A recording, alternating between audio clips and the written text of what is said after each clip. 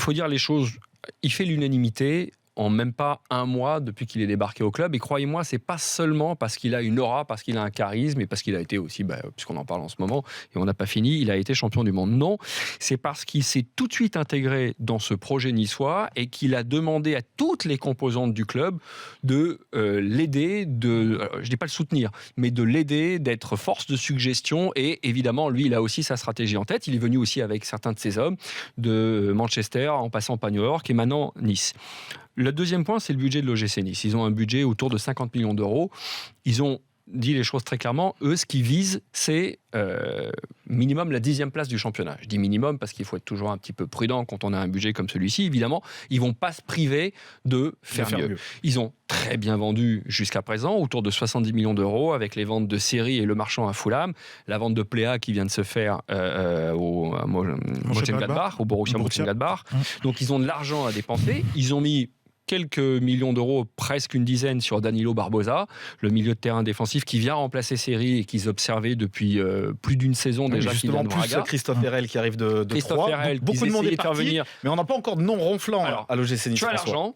Et ça va arriver. Évidemment, ils ont un souci sur l'attaque, puisqu'il y a, je vais vite refermer la parenthèse, mais il faut un peu l'ouvrir, le cas de Balotelli, on a un peu aussi parlé de ça avec Jonathan hier, dans le triptyque Marseille, OGC Nice, Balotelli, celui qui est en train le plus de se pénaliser, c'est le joueur italien. Après avoir zappé la reprise, il est de retour à l'entraînement. C'est le joueur italien, parce que l'OGC Nice l'avait remis en selle, lui avait redonné aussi un peu une réputation de joueur professionnel. Et une valeur marchande à nouveau. Une valeur marchande, évidemment, mais là, après avoir séché l'entraînement, je pense que Marseille en tête, mais comme d'autres clubs qui seraient intéressés par le potentiel extraordinaire de ce joueur, ils se posent maintenant des questions qu'on s'est beaucoup posées par le passé et que Nice et Balotelli avaient réussi à mettre de côté.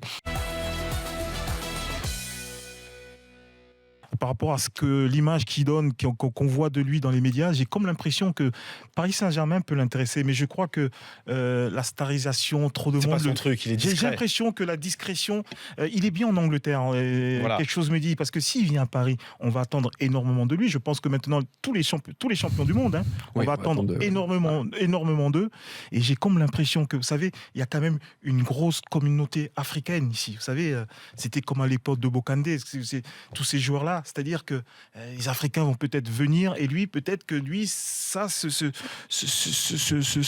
truc-là, il n'aime peut-être pas trop. Lui, il veut la discrétion, il veut rentrer chez lui. Et on ne voit plus lui sur un terrain, mais en dehors, il veut rester inaperçu. Voilà, j'ai comme l'impression que si il vient pas à Paris, c'est pas le fait de pas porter, parce que il est de Paris, il doit aimer Paris. Mais je pense que c'est le fait en Angleterre, il est tranquille, personne ne le dérange, il est avec sa petite voiture, tranquille, et voilà quoi. Que Paris Saint-Germain qui continue sa chasse au milieu du terrain. Et la piste menant à Julian Weigl a pris un peu plus d'épaisseur aujourd'hui, puisque Dortmund serait prêt à laisser partir son milieu de terrain de 22 ans selon la presse allemande. Le club allemand réclame 50 millions d'euros pour Julian Weigl, mais on le sait, du côté du PSG, le recruter un milieu défensif est une priorité, notamment pour remplacer Thiago Motta. Et Weigl a un avantage, celui de connaître Thomas Tuchel, le nouvel entraîneur du PSG. Les deux hommes ont évolué ensemble, Thomas Tuchel sur le banc, Julian Weigl sur le terrain, quand Thomas Tuchel était du côté du Borussia Dortmund. Info ou intox, les amis, vous y croyez, vous, à cette piste Julian Weigl à Paris? Moi, pas un instant, personnellement.